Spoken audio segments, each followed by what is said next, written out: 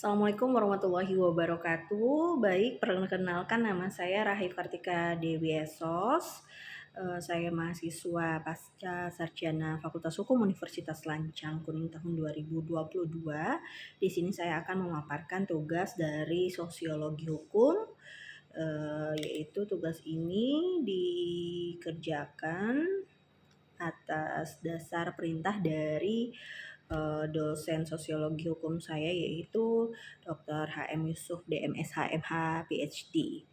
Baik, di sini saya akan memaparkan dari tugas sosiologi hukum saya. Sebelumnya saya akan sedikit perkenalkan diri.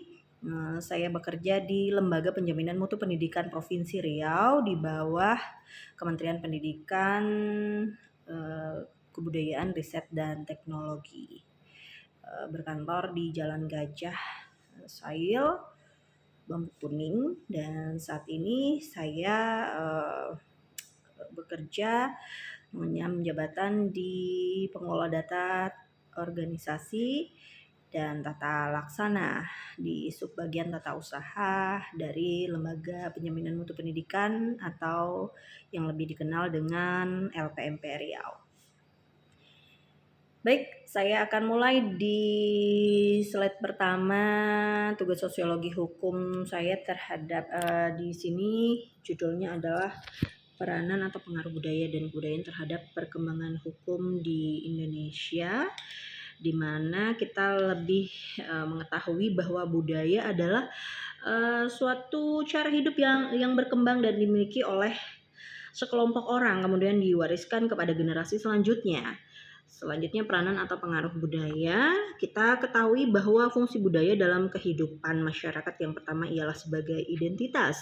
Kehadiran budaya merupakan ciri khas terhadap kelompok tertentu, dan budaya yang digenggam akan menunjukkan di mana daerah dan identitasnya berasal. Selanjutnya, budaya mempengaruhi manusia mengambil keputusan dalam perilaku konsumsi. Berkembangnya industri akibat teknologi membuat perusahaan memproduksi barang-barangnya secara massal dan relatif murah. Hal ini juga turut mempengaruhi perubahan kebudayaan manusia yang pada awalnya merupakan masyarakat agraris secara bertahap berubah menjadi masyarakat perkotaan. Baik, di slide selanjutnya, bahwa ada perkembangan hukum di Indonesia itu ada beberapa masa.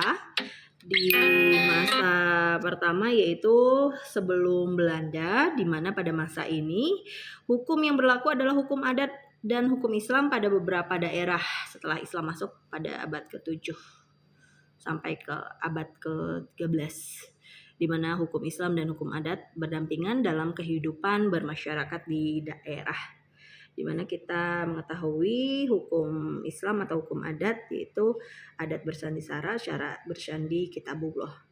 Selanjutnya pada masa VOC pada tahun 1602 sampai dengan 1799,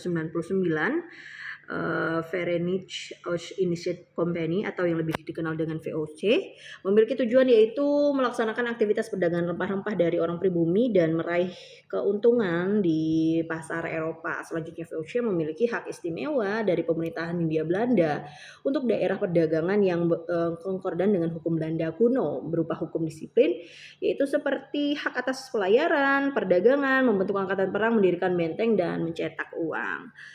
Di slide selanjutnya, di masa perkembangan hukum di Indonesia pada tahun 1610, di mana pada masa ini Gubernur Jenderal diberi wewenang membuat peraturan untuk menyelesaikan masalah istimewa yang disesuaikan dengan kebutuhan VOC di daerah kekuasaan, di samping memutus perkara perdata dan pidana di mana peraturan diumumkan pemberlakuannya melalui plakat.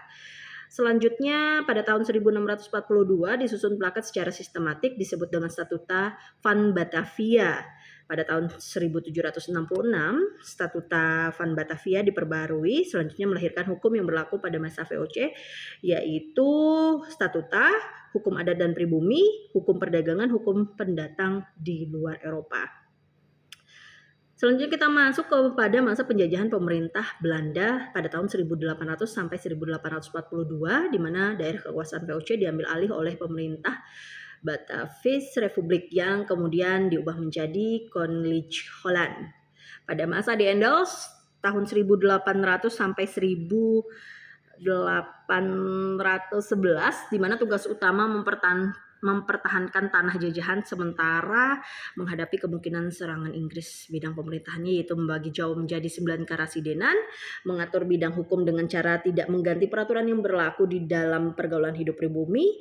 Hukum pribumi tetap berlaku jika tidak bertentangan dengan pemerintah yang diberikan atas dasar-dasar hukum, keadilan, dan kepatutan demi keamanan hukum. Selanjutnya di masa Raffles atau Inggris, Raffles tidak mengganti hukum yang berlaku pada pribumi. Anggapan hukum yang berlaku adalah hukum Islam, dan Inggris kembali menyerahkan kembali kepada Belanda pada tahun 1816 sebagai hasil konvensi London pada tahun 1814. Namun sebelum itu pada masa Raffles diatur bidang pemerintahannya yaitu dengan membagi Pulau Jawa menjadi 19 karasidenan, mengatur bidang hukum dengan cara mengganti susunan peradilan diantaranya Divisions Court, District Court, dan Residence Court serta Court of Circuit. Di slide selanjutnya kembali ke pemerintahan Belanda pada tahun 1816, yaitu melalui Konvensi London 1814 Hindia Belanda diserahkan kepada pemerintah Belanda. Peraturan perundang-undangan mulai tertata dibagi ke dalam 3 masa, yaitu pada masa Besluitenregerings atau BR, yang kedua pada masa Regering-Reglement atau RR, dan masa yang ketiga yaitu Indische Staatsregeling atau IS. Pada masa BR ini bentuk pemerintahannya monarki absolut. Kemudian pada slide selanjutnya dijelaskan bahwa yang pada masa RR atau Regeringsreglement, pada masa ini terjadi perubahan sistem pemerintahan dari monarki absolut kepada monarki parlementer. Dan di masa RR ini terdapat zaman penjajahan Jepang yaitu 1942 sampai 1945. Jepang membagi Indonesia ke dalam 2 kekuasaan yaitu Indonesia Timur kekuasaan angkatan laut berkedudukan di Makassar, sedangkan Indonesia Barat kekuasaan angkatan darat berkedudukan di Jakarta. Dan pada zaman penjajahan Jepang ini tidak banyak aturan baru, tetap menggunakan aturan sebelumnya. Berdasarkan Osamu Seirei nomor 1 tahun 1942 yang berbunyi semua badan pemerintahan dan kekuasaannya, hukum dan undang-undang dari pemerintah yang dahulu tetap diakui sah, sementara waktu asal saja tidak bertentangan dengan aturan pemerintahan militer. Dan pada yang masa ketiga yaitu IS Indische Staatsregeling, pada masa ini dibentuknya Volksraad atau wakil rakyat.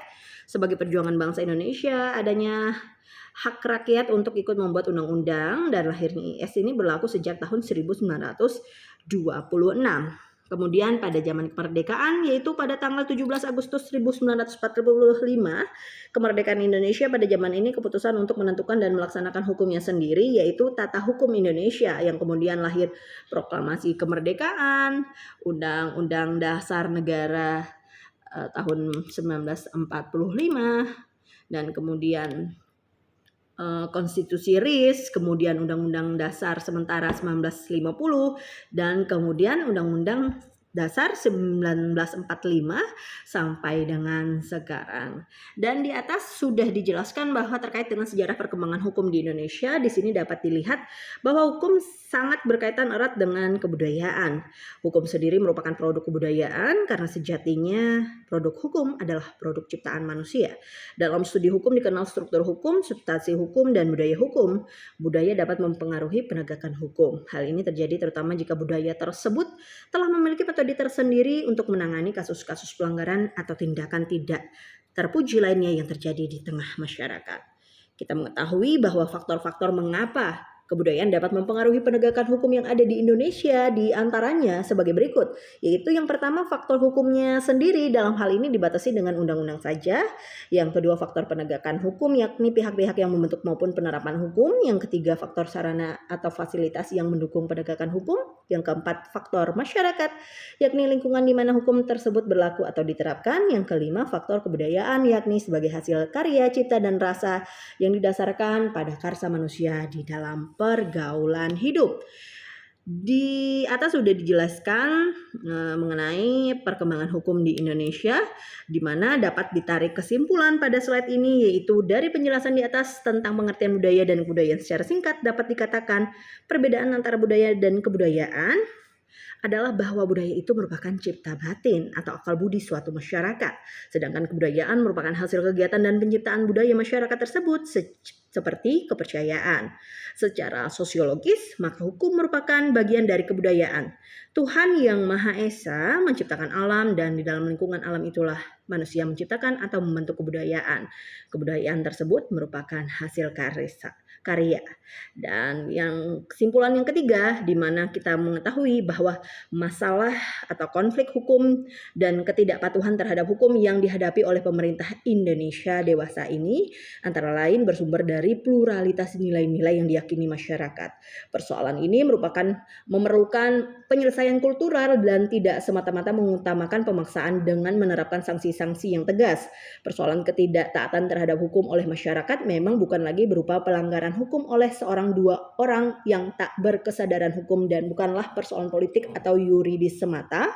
Namun persoalannya yang paling mendasar adalah persoalan keyakinan dan kesadaran rakyat yang merujuk ke perangkat budaya yang berbeda dari postulat yang diambil sebagai premis kebijakan negara. Maka pada hakikatnya yang tengah dihadapi ini adalah persoalan konflik budaya dalam suatu masyarakat nasional yang bersifat plural secara kultural. Dengan demikian, peranan atau pengaruh budaya dan kebudayaan terhadap perkembangan hukum di Indonesia sangatlah besar kontribusinya melihat dari sejarah perkembangan hukum yang sudah berjalan di Indonesia. Baiklah, demikian tadi mengenai pemaparan saya dalam hal tugas sosiologi hukum, yaitu mengenai peranan atau pengaruh budaya dan kebudayaan terhadap perkembangan hukum di Indonesia. Baiklah, sampai di sini. Wassalamualaikum warahmatullahi wabarakatuh.